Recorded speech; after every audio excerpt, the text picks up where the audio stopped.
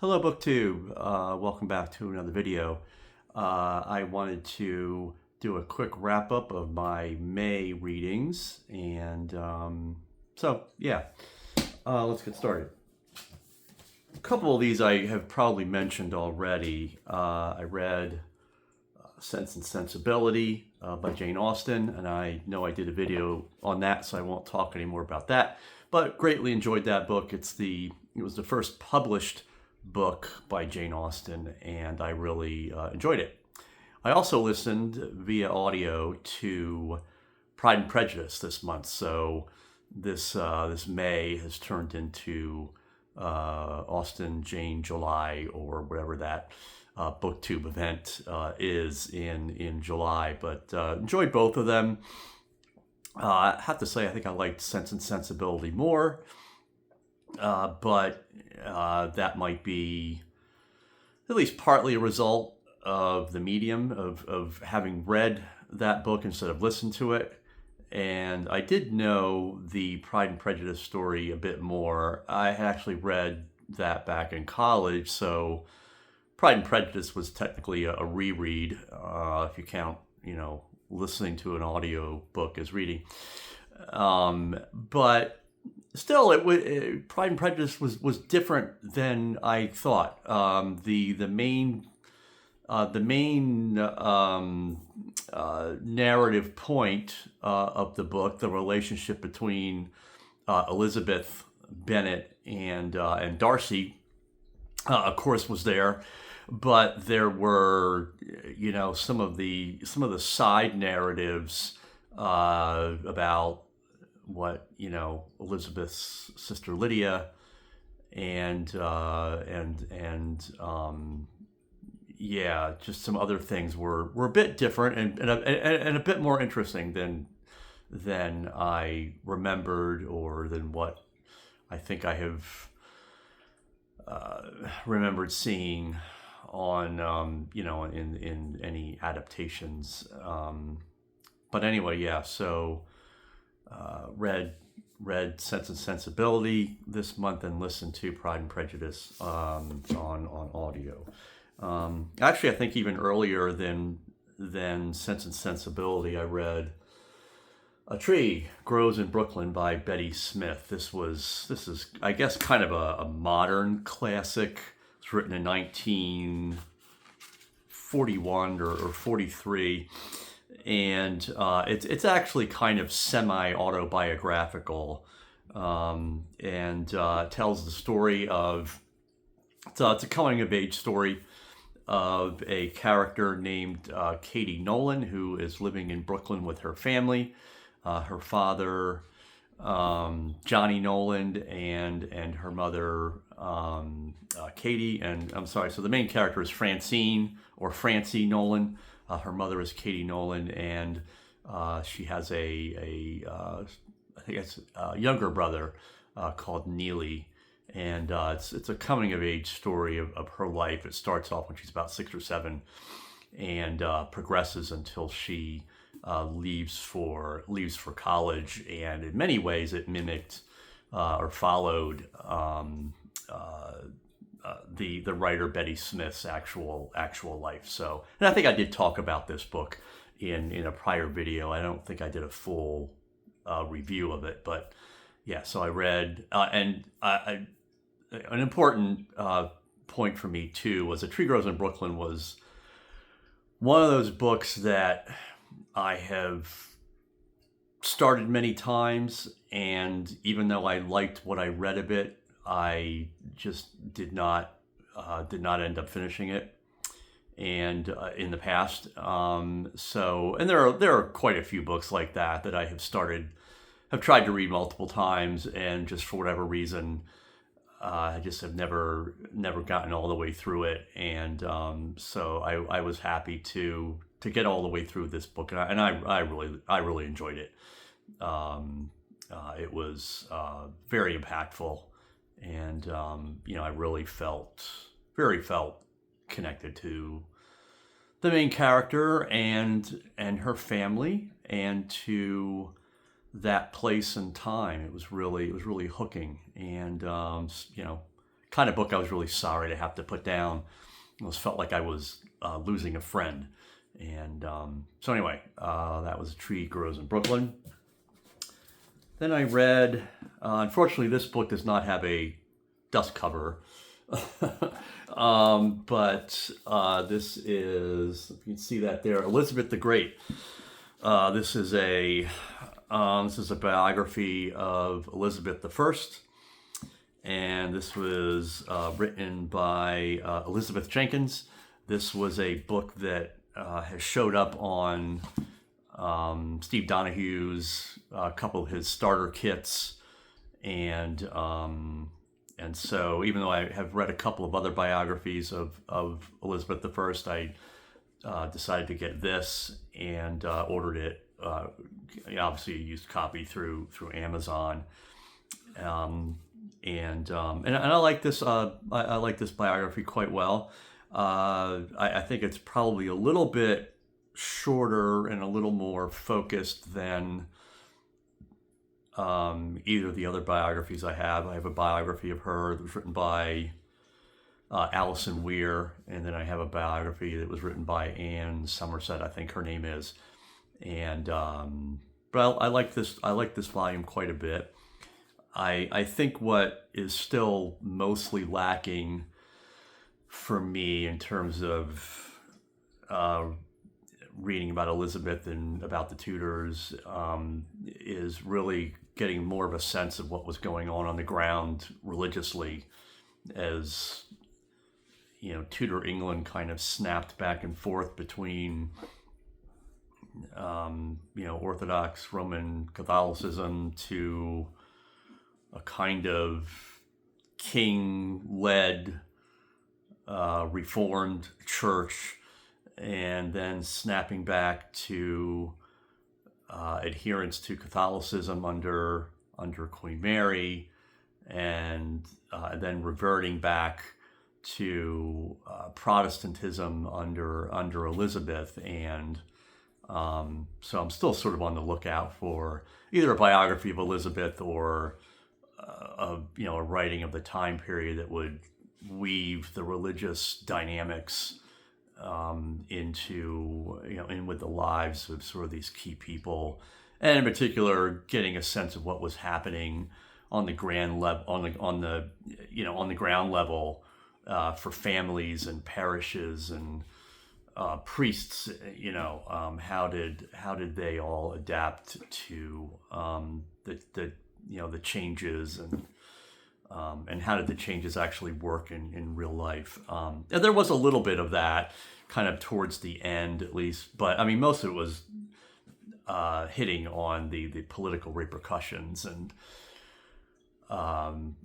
largely the settlement, the Elizabethan settlement after she first came to the throne, kind of reestablished Protestantism, but left Catholics to a more private practice of their own, even though I think they were supposed to attend their parish church anyway, and they got fined if they didn't. But if they worshipped in some other way, then I think they were largely left alone. But that was until about 1570 or so, when she was declared a heretic by the Pope, and there was a papal bull was issued against her, and I think that that really kind of changed the dynamics between English Catholics and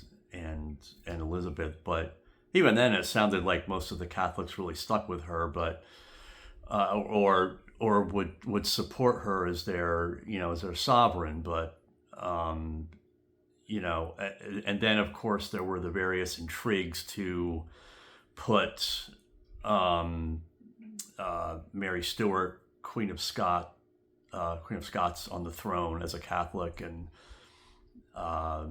different machinations by Spain and to a certain degree France to on behalf of the papacy to invade England and restore Roman Catholicism that put a strain on Catholics in England, and the sending. One of the things that happened with the religious changes is many of the, as the Protestants left England during Queen Mary's time, some Catholics left England during the Elizabethan time, and kind of formed their own societies and seminaries over in Rome, and then sent priests back into England to, I guess, proselytize or to at least minister to Catholics, and that created tensions and blurred the lines between politics and religion. So anyway, so that was that. Then I read The Great Gatsby. Like A Tree Grows in Brooklyn, this is a book that I have started 3 or 4 times and just not quite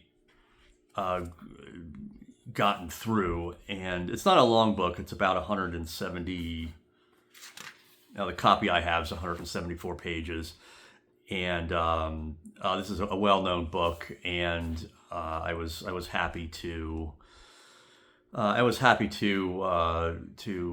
get this finished and to read this, and it was a good book. I enjoyed it. I liked the narrative voice that F.Scott Fitzgerald gives to Nick Carraway, who is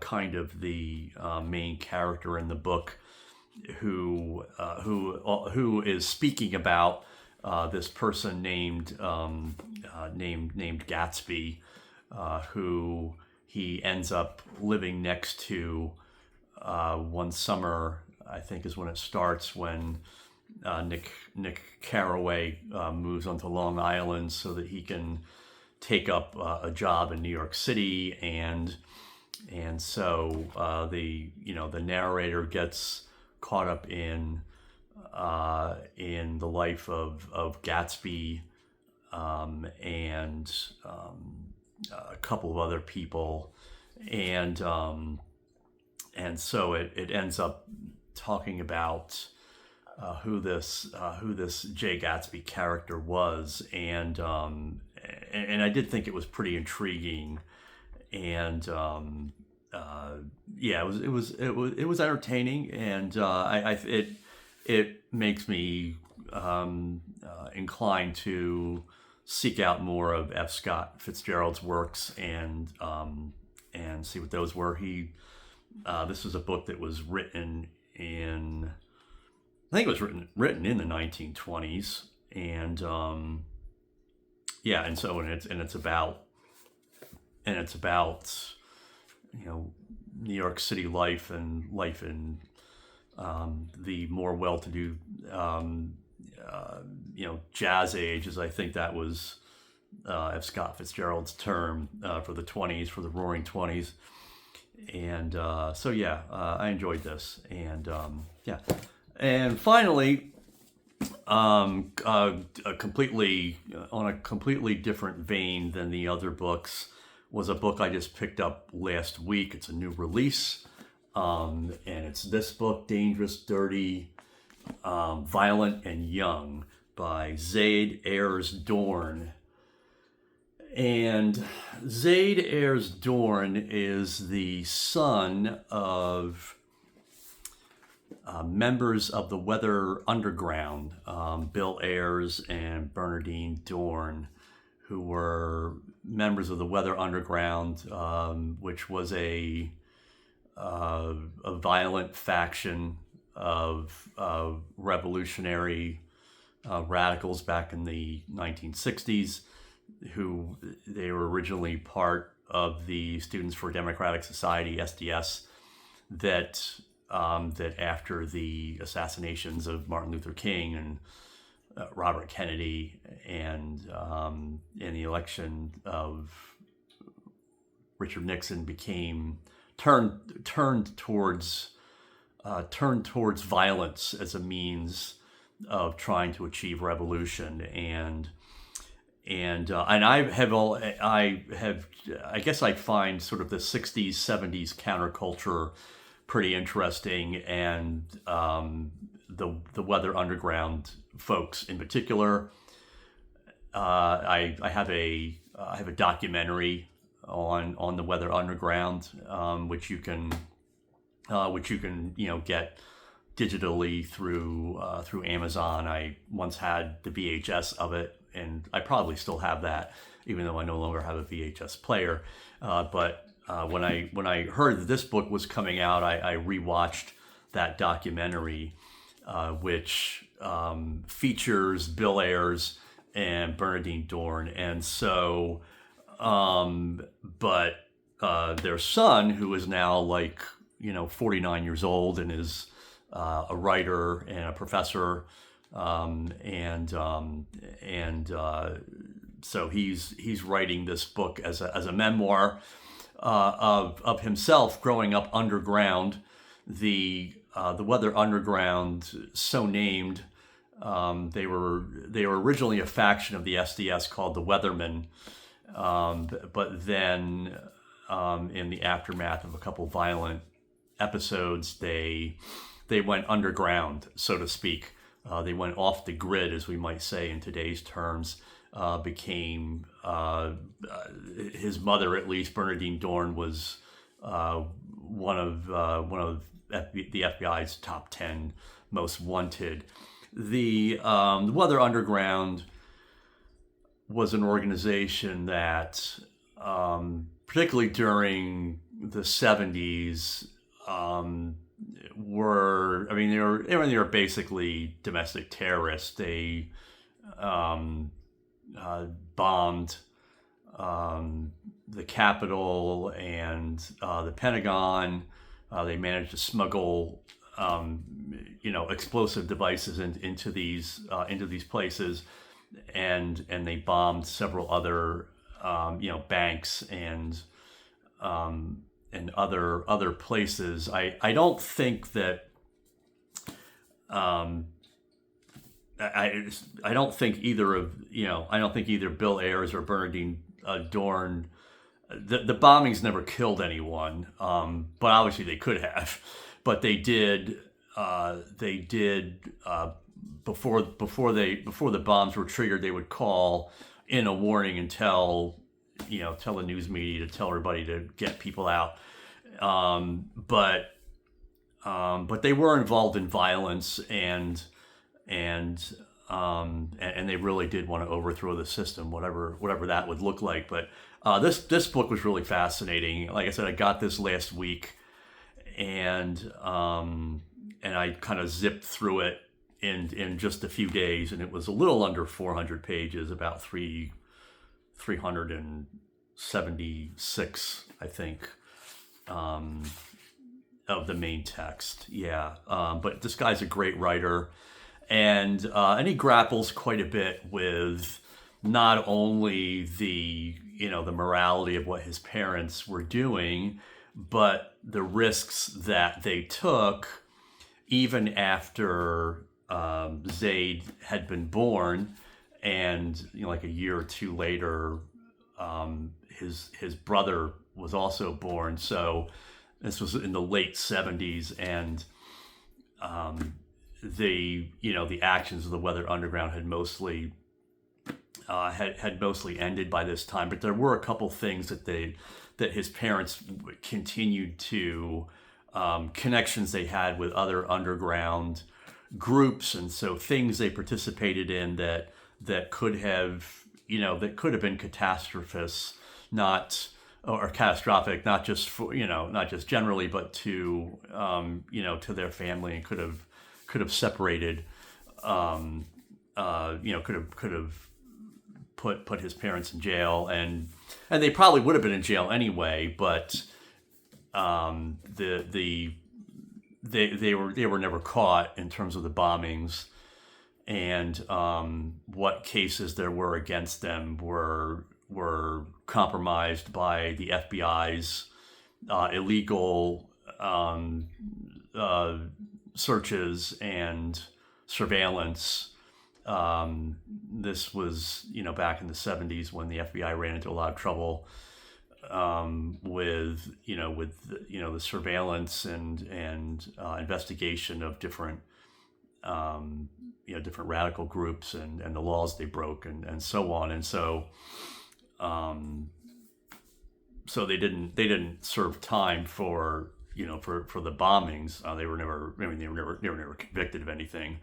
But his mother, Bernadine, did spend time in jail mainly for refusing to testify against other groups, largely what was called the Black Liberation Army.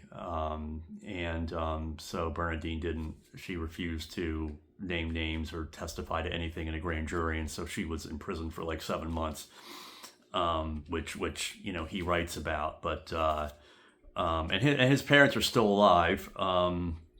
They are in their 80s, and I just think just a really fascinating story. And obviously, when I've read a new release hardcover and zipped through it in 3 or 4 days, that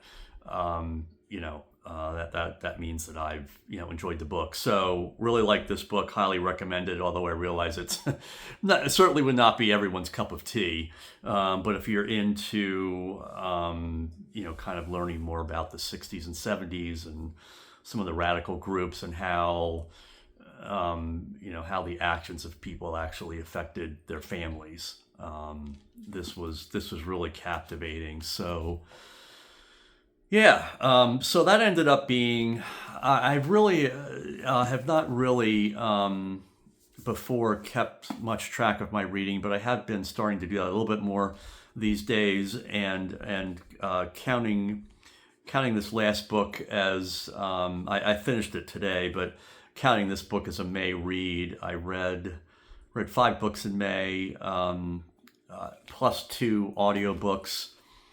And the reading text, the reading that I did came to over 1,700 pages. So pretty happy with my reading for the month. On audiobook, I listened to Pride and Prejudice, as I mentioned, and I just finished that yesterday, and I listened to something else. What was it? I don't know. I'm already blanking. So, oh yes, I know now. I finished listening to Kill a Mockingbird, another book that I have started numerous times and not ever finished it. And in this case, I had started listening to the audio some time ago, and so I picked it up, maybe about a quarter or a third of the way through. So, I finished listening to the audio of To Kill a Mockingbird, and so I was happy to do that, but probably would have, I think I would, would get more out of the book, the reading. I would get more out of the experience, I'm sure, from reading as opposed to listening to the book. But spending time in my car, might as well use that time to listen to works of literature and work my way through them that way as well. But anyway, so that's it for this video and for this wrap up of my May reading. I thank you for watching, and I'll look forward to seeing you all again soon. Thanks. Bye.